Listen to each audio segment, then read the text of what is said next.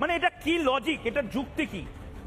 দেখুন, চায়না থেকে, চীন প্রদেশ থেকে পণ্য, মানে ভারত থেকে পণ্য নেবে না, ভারত থেকে পণ্য বয়কট করার কথা বিএনপি নেতারা বলছেন। রুহুল রিজভী সাহেব যদি দেখেন, চায়না থেকে পণ্য নিয়ে ওই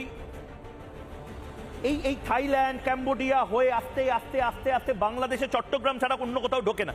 ভালো করে বুঝুন, 14 দিন সময় লাগে চায়না থেকে।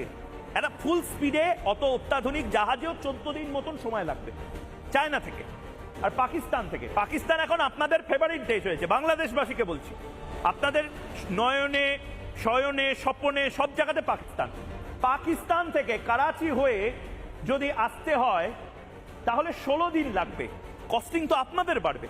আর ভারত থেকে শত্রুতা করছেন, ভারতের বিরুদ্ধে শত্রুতা করছেন, ভারতকে চমকাচ্ছেন, তো ভারত থেকে কতদিন লাগে? 2 ঘন্টা পেট্রাপোল